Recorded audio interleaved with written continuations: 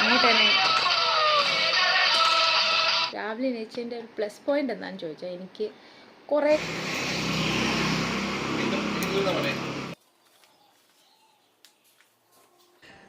Good morning guys. അപ്പോൾ ഇന്ന് ഞാൻ വീഡിയോ എടുക്കണമെന്നൊന്നും വിചാരിച്ചില്ല. രാവിലെ എണീച്ചപ്പോൾ ഉറക്കം വരുന്നില്ലായിരുന്നു. അച്ഛന് ഒന്നാമതെ പനിയൊക്കെ ആയതുകൊണ്ട് എനിക്ക് ടെൻഷൻ കാരണം ഉറക്കം വരുന്നില്ലായിരുന്നു. അപ്പോൾ ഞാൻ 5:30 ആയപ്പോഴേ അങ്ങ് എണീച്ചു.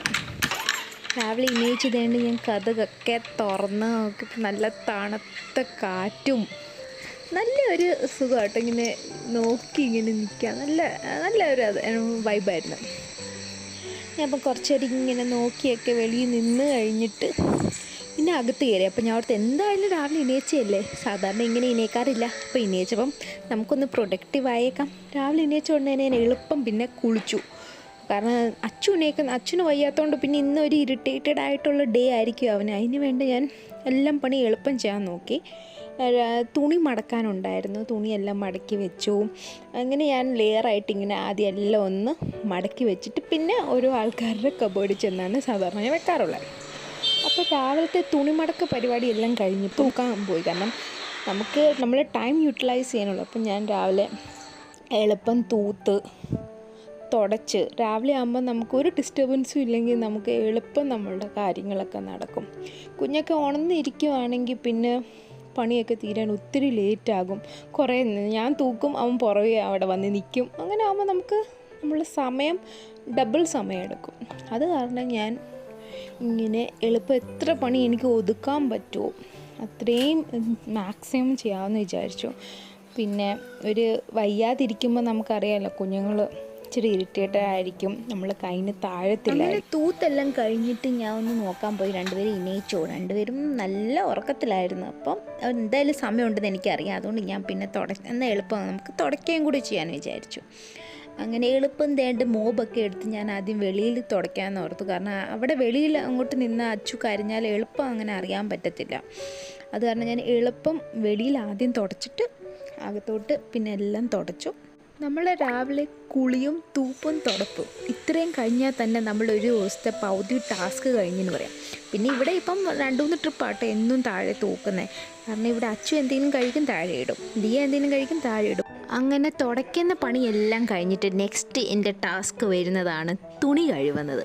അപ്പം ഞാൻ തന്നെ ഇവിടെ ചേട്ടൻ്റെ ടീഷർട്ട്സും തലേന്നത്തെ ടീഷർട്ടും ജീൻസും എല്ലാം എടുക്കുവാണ്.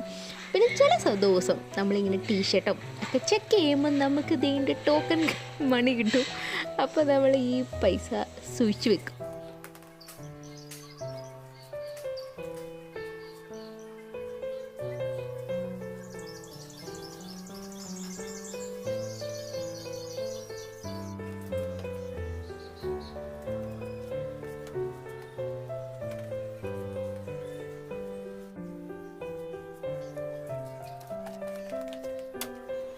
അപ്പോൾ എൻ്റെ മാക്സിമം പണിയെല്ലാം കഴിഞ്ഞിട്ട് വന്നിട്ടാണ് ഞാൻ ഇവിടെ സ്കിൻ കെയർ ചെയ്യുന്നത്. ബട്ട് ഇവിടെ തെറ്റാണ്, നമ്മളിങ്ങനെ ചെയ്തുകൂടുക. നമ്മൾ കുളിച്ചിട്ട് വന്ന ഉടനെ തന്നെ ഫസ്റ്റ് നമ്മൾ സ്കിന്നിന് കെയർ ചെയ്യണം, നമ്മൾ മോർണിംഗ് റുട്ടീൻ ചെയ്യണം. നമുക്ക് ഒരു പ്രയോറിറ്റി വേണം. അതിൽ പ്രയോറിറ്റി ലിസ്റ്റിൽ നമ്മൾ തന്നെ വേണം നമ്പർ 1. എപ്പോഴും നമ്മൾ ബാക്കി എല്ലാം കാര്യത്തിന് പ്രയോറിറ്റി കൊടുത്തിട്ട് നമ്മളുടെ മെയിൻ കാര്യം നമ്മുടെ സ്കിൻ കെയറിന് നമ്മൾ അത്രയും പ്രയോറിറ്റി കൊടുക്കാറില്ല. അതുകൊണ്ടാണ് നമുക്കിങ്ങനെ കുറേ സ്കിൻ ഇഷ്യൂസൊക്കെ ഡെലിവറി കഴിഞ്ഞ് എളുപ്പം വരുന്നത്. ഞാൻ എത്ര ശ്രദ്ധിക്കാൻ നോക്കിയാലും പണി കഴിഞ്ഞിട്ട് ചെയ്യാമെന്ന് ഓർത്ത് ഇതൊക്കെ ബാക്കിൽ വെക്കും. ബട്ട് ഇനിയും തൊട്ട് ഞാൻ ഇത് തിരുത്തും. അടുത്ത വീഡിയോ തൊട്ട് ഞാൻ എൻ്റെ സ്കിന്നിനെ ആയിരിക്കും ഫസ്റ്റ് പ്രയോറിറ്റി കൊടുക്കുന്നത്.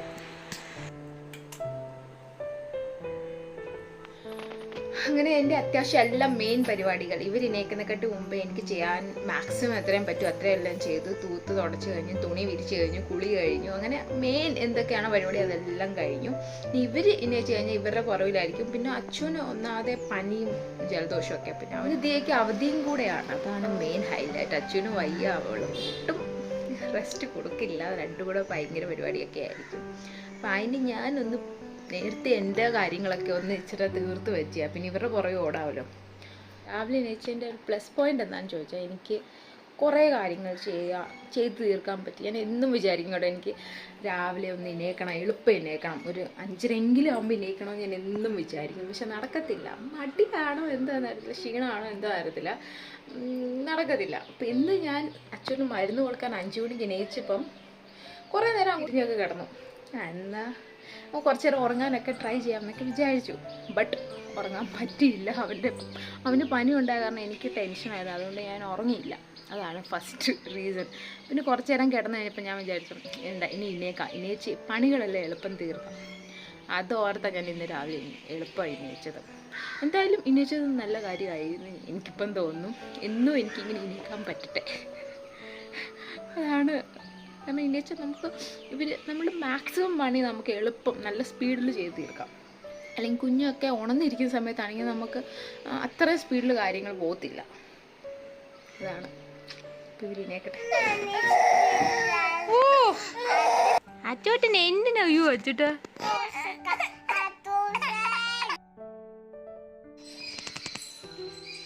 ടിഷു എന്ത് ചെയ്യുവാ?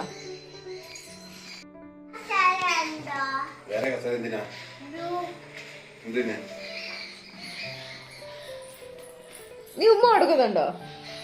ഇയാളെ വരും ഉമ്മ കൊടുക്ക എളുപ്പം ചേട്ടൻ. അച്ചു ഉമ്മ കൊടുത്തേ.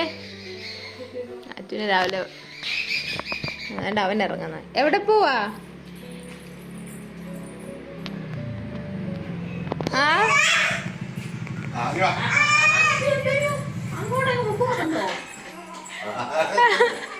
അലച്ചോണ്ടാ.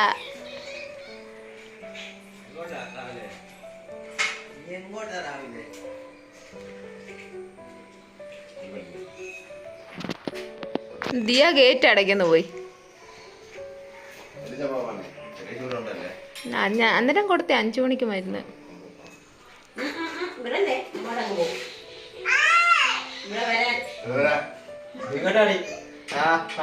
ചേച്ചി ഇങ്ങോട്ട് കേറാനകത്തോട്ടെ.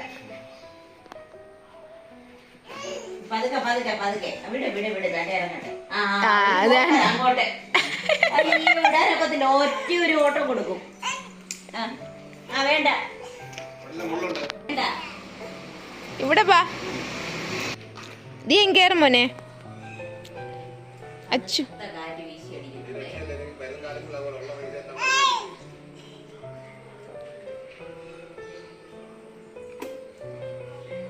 ബാ.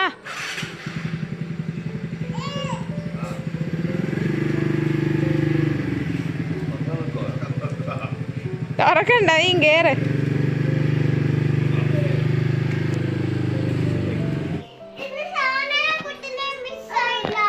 എന്താ രണ്ടും കൂടി ഇവിടെ നിക്കുന്നേ? ഞാൻ കുത്താ.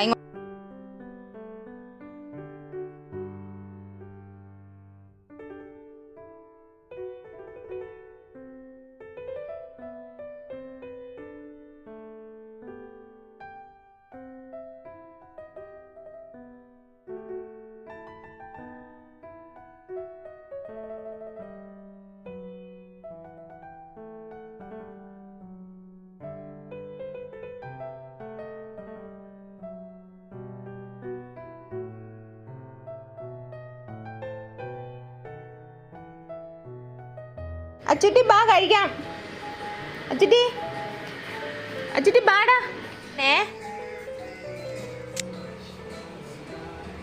വേണ്ട ചായ അവിടെ ഇരുന്നോട്ട്. ദിയ ബാ മോനെ കഴിക്കാൻ.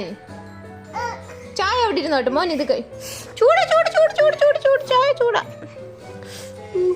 ചൂടാ ചൂടാ പൂവാ. അവിടെ വെച്ചു. എന്നാ മോൻ എന്നാ ഞാൻ വായി വെച്ചു തരാം. വേണ്ടേ? ഇവിടെ ഇങ്ങോട്ട് വാ. എന്നാ കഴിക്കത്തില്ലേ? അച്ഛ ഇന്നാ പുട്ട് എന്നാ വേണ്ടേ? അവിടെ ഇരുന്നേ മോളെ. താഴോട്ടിരിക്കുക. അയ്യോ ചുമ വന്നോ എന്തോ? അച്ഛൻ തീയം പുട്ട് കഴിച്ചില്ല കേട്ടോ. അപ്പം ഞാൻ പിന്നെ അവർ രണ്ടുപേർക്ക് വേണ്ടി ദോശ ഉണ്ടാക്കി. അപ്പോൾ ഇതായിരുന്നു എൻ്റെ ഒരു വീക്കെൻഡ് മോർണിംഗ് റൂട്ടീൻ.